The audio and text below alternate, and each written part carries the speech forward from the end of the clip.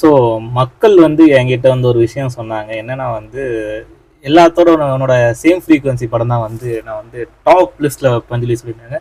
Snake and லேடரோட நல்லா இருக்குன்னு சொல்லி சொல்லியிருந்தாங்க. ஸோ என்ன சொல்ல வரேன்னா வந்து, இப்போ நான் வந்து சேம் ஃப்ரீக்வன்சில எவ்வளோ பெரிய ஸ்டாண்டர்டை வந்து நான் அச்சீவ் பண்ணியிருக்கேன்னா வந்து, அதுக்கு ரீசன் வந்து ஸ்னேக் அண்ட் லேடர் 3 தான். ஏன் அதை சொல்றேன்னா வந்து, த basement is snake and ladder 3. ஏன்னா நான் அதில் கற்றுக்கிட்டதை வச்சு தான் நான் இப்போ அதுக்கப்புறம் இங்கு மார்க் எடுத்தேன். அதுக்கப்புறம் இப்போ வந்து சேம் ஃப்ரீக்வன்சி எடுத்திருக்கேன். ஸோ நான் ஒரே ஒரு விஷயம் சொல்ல விரும்புகிறேன். ஏன்னா வந்து snake and ladder 3 is my best top list ஃபிலிம்னு சொல்லலாம், இல்லை ஃபிலிம் கூட சொல்லலாம். ஒரு 45 மினிட்ஸ் அப் டு 50 மினிட்ஸ் இருக்குது. ஏன் நான் அதை சொல்கிறேன்னா வந்து, peoples are not ready for that. அதான் நான் வந்து உங்ககிட்ட சொல்ல விரும்புகிறேன். ஏன்னா இப்போ உள்ள ஜென்ரேஷன்ஸ் ஆஃப் பீப்புள் ஜிசிடியில் எடுக்க ஷார்ட் ஃபிலிம் எடுக்கணும்னு நினைக்கிறவங்களால அவங்களால வந்து ஸ்னேக் லேடர் 1, இந்த தேர்ட் ஆங்கிள், அதுக்கப்புறம் எக்ஸர் போர்டு, இந்த சின்ன சின்ன ஷார்ட் ஃபிலிமோட இதை கூட அவங்களால அச்சீவ் பண்ண முடியல. ஆனால் நாங்கள் வந்து ஒரு ஸ்டாண்டர்டாக ஒரு 1 ஹாருக்கு 7 மந்த்துக்கு எடுத்தோம். அதாவது 7 மாதம் எடுத்தோம். ஒரு ஃப்ரேமும் சின்ன சின்ன ஷார்ட் 1 மினிட்ஸாக எடுத்தோம். ஒரு நாளைக்கு 3 மணி நேரம் எடுக்க ஷூட் பண்ணோம்னா, அது மொத்தமாகவே எடுத்து பார்த்தா அது 1 மினிட் 2 மினிட்ஸ் அவ்வளோதான்.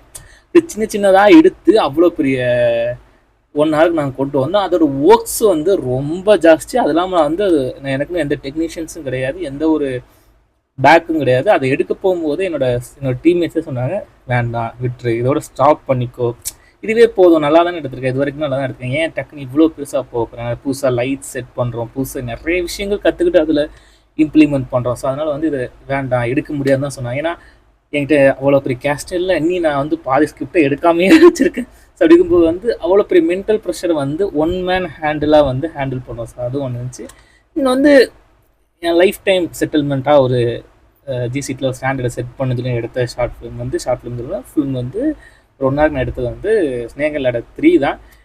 அதுக்கப்புறம் தான் எனக்கு எல்லாமே. ஏன்னா வந்து இப்போ வந்து மக்கள் வந்து டக்குன்னு சேம் ஃப்ரீக்வன்சியை நான் டாப்பில் வைக்கிறேன், இதை நான் டாப்பில் வைக்கிறேன் சொல்லும்போது, ஆனால் என் லிஸ்ட்டில் வந்து என்றைக்குமே வந்து ஸ்னேக் அண்ட் லேடர் 3 தான் வந்து டாப்பில் இருக்குது. இதுக்கு ரீசன் இதுதான்.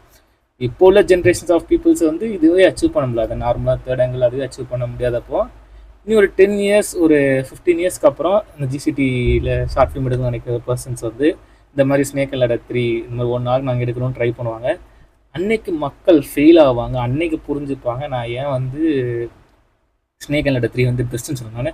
என்னால் இன்னொரு சேம் ஃப்ரீக்வன்சி 2 3 எடுக்க முடியும், ஆனால் நானே நினச்சா கூட எடுக்க முடியாத வந்து சேம் ஃப்ரீக்வன்சி 2 எடுக்க முடியாது. நானே நினச்சா கூட எடுக்க முடியாது வந்து இது ஸ்னேக் அண்ட் லேடர் 3. ஏன்னா அதோட ஒர்க்ஸ் வந்து அதிகம். இப்போது கரண்ட் ஜென்ரேஷன்ஸ் என்னால் சுத்தமாக எடுக்க முடியாது.